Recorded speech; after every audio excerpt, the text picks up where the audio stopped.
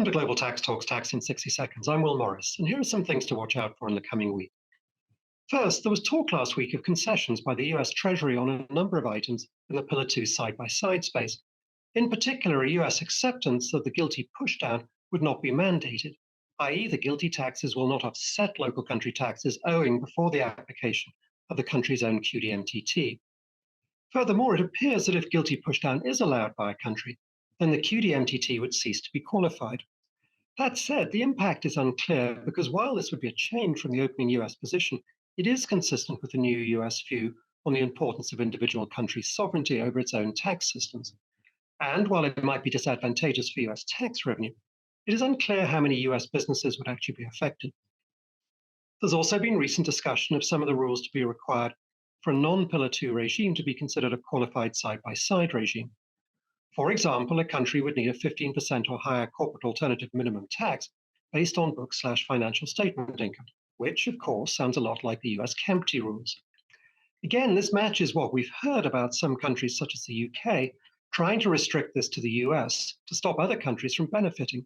But, of course, there's nothing to stop other countries trying to match those criteria. And in China, where I was last week, there were plenty of questions from business about this.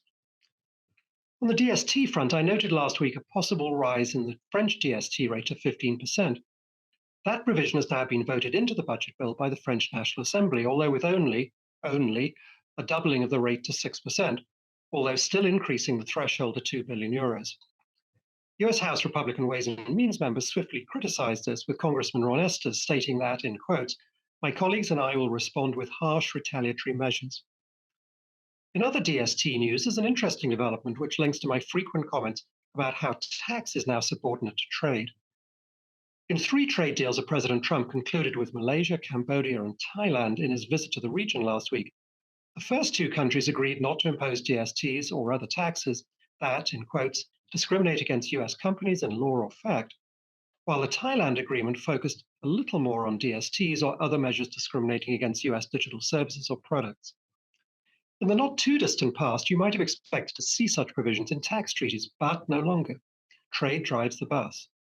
Anyway, while this may well be a template for future US action on DSTs, it does also lead to the question as to whether this might be retrofitted into earlier trade deals, including with the UK. And one final note on trade, and a positive one.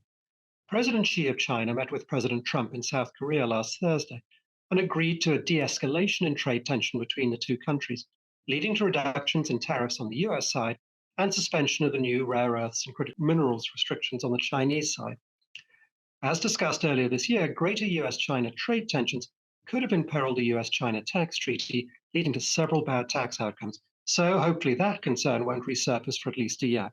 Anyway, thanks for joining me, and come back next week so that you stay global tax ready.